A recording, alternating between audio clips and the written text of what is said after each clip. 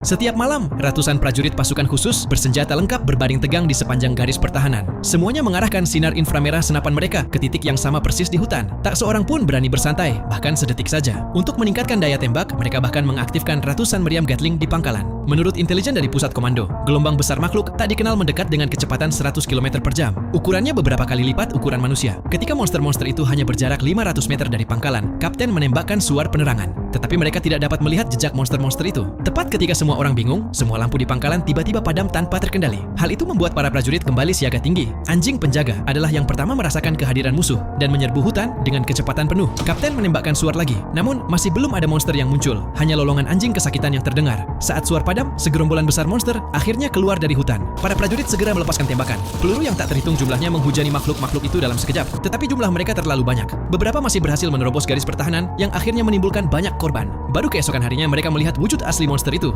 Mereka adalah beruang hitam yang ganas. Setelah malam pertempuran sengit, para prajurit nyaris menang. Tetapi bagian yang benar-benar menakutkan masih akan datang. Karena beruang hitam tidak mungkin berkumpul dalam skala sebesar itu, apalagi menyerang manusia tanpa alasan. Untuk mengungkap kebenaran, para prajurit bersiap untuk menyelidiki hutan. Kali ini mereka bahkan lebih berhati-hati. Mereka mengirimkan beberapa helikopter bersenjata untuk dukungan udara. Sementara unit lapis baja elit memimpin jalan bagi pasukan darat. Anehnya, mereka menyisir seluruh hutan. Mereka menemukan sesuatu yang tidak biasa. Mereka menemukan sebuah kota di sisi lain hutan. Seluruh area perkotaan sunyi senyap tanpa tanda-tanda kehidupan. Lebih mengerikan lagi, setiap bangunan telah terbelah menjadi dua oleh kekuatan misterius dan seluruh sistem tenaga kota telah runtuh. Pasukan khusus memasuki kota. Pertama-tama, mereka menempelkan lampu plastik berbentuk bola ke dinding untuk penerangan. Saat lampu menyala, semua orang ngeri. Supermarket itu dipenuhi mayat, namun tidak ditemukan luka pada mereka, sehingga penyebab kematian sama sekali tidak dapat ditentukan. Tepat ketika mereka bersiap untuk evakuasi, seorang rekan di lantai atas tiba-tiba diserang.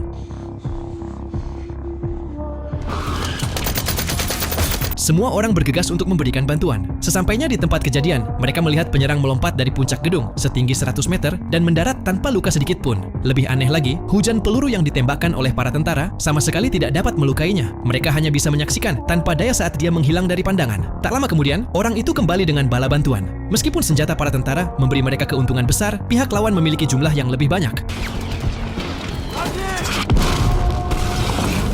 Setelah baku tembak sengit, mereka akhirnya dikepung di dalam gedung. Pada saat kritis ini, para tentara hanya dapat menembakkan suar sinyal untuk memanggil bantuan dari pangkalan. Tetapi mereka tidak pernah menyangka bahwa pangkalan itu sendiri akan menghadapi kehancuran. Rudal yang tak terhitung jumlahnya terbang menuju pangkalan dengan kecepatan kilat, memicu semua sistem pertahanan secara instan. Pada awalnya, setiap rudal berhasil dicegat dengan akurat. Tetapi seiring bertambahnya jumlah rudal, sistem pencegatan secara bertahap kehilangan efektivitasnya. Akhirnya, di tengah serangkaian ledakan, seluruh pangkalan hancur menjadi puing-puing. Jika kalian penasaran dengan kelanjutannya, silakan tonton filmnya secara full. Film ini berjudul The Blackout, yang dirilis pada tahun 2019.